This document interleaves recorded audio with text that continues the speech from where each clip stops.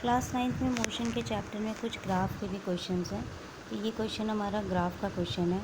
इसमें एक चीज़ आपको बता दें, कभी भी हम ग्राफ ड्रॉ करते हैं तो नीचे वाली जो एक्स एक्सिस होती है उसमें टाइम को ड्रॉ किया जाता है, और वाई एक्सिस पे चाहे वेलोसिटी ड्रॉ करिए चाहे डिस्टेंस ड्रॉ करिए, डिपेंड करता है जैसा भी ग्राफ हो।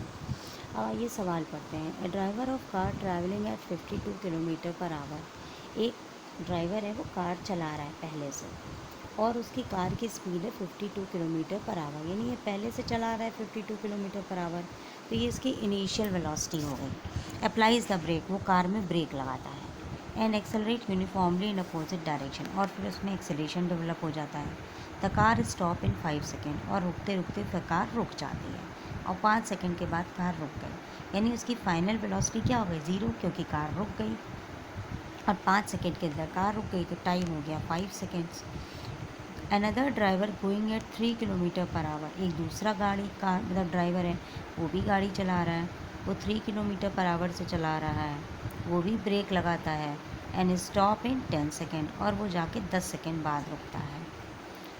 एक ही ग्राफ पेपर पर दोनों का ही हमको speed versus time graph draw करना है, और बताना है कि दोनों कार में से ब्रेक लगाने के बाद कौन सी कार ज़्यादा दूर तक जाके रुकेगी। तो जो भी किलोमीटर पर आवर है, टाइम देखिए सेकंड में है, तो जब टाइम सेकंड में होता है तो किलोमीटर पर आवर को मीटर पर सेकंड में बदल लेते हैं। मीटर पर सेकंड में बदलने के लिए किलोमीटर पर आवर से हम उसको 5/18 से मल्टीप्लाई करते हैं। अगर डिटेल जानना है तो इस पर डिटेल भी वीडियोस बने हुए हैं, लेकिन अभी इतना ही काफ़ी है।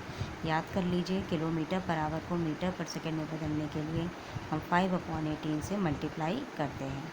तो 52 को 5/18 से मल्टीप्लाई किया गया, फिर हम इसको सॉल्व करेंगे तो देखिए मेरा आंसर आ रहा है 14.4, और फिर अब हो गया मीटर पर सेकेंड। इसी तरीके से दूसरी वाली कार की स्पीड है 3 किलोमीटर पर आवर, इसको भी हम 5/18 से मल्टीप्लाई करके मीटर पर सेकेंड में बदलेंगे, और वो हो जाएगा 0.83 मीटर पर सेकेंड। अब अगर मान लीजिए ग्राफ बना हुआ है और हमें निकालना है कि वो कार कितनी दूर तक गई, तो हम बस ग्राफ में से जो एरिया होगा, मतलब ग्राफ का जो फिगर का एरिया है वो निकाल लो, वही डिस्टेंस होता है।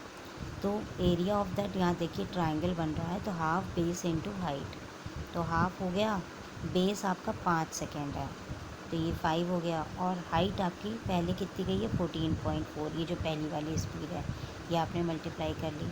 इसी तरीके से दूसरे में उसको जो टाइम लग रहा है वो 10 सेकेंड्स लग रहा है, तो हाफ 10 इंटू 8.3।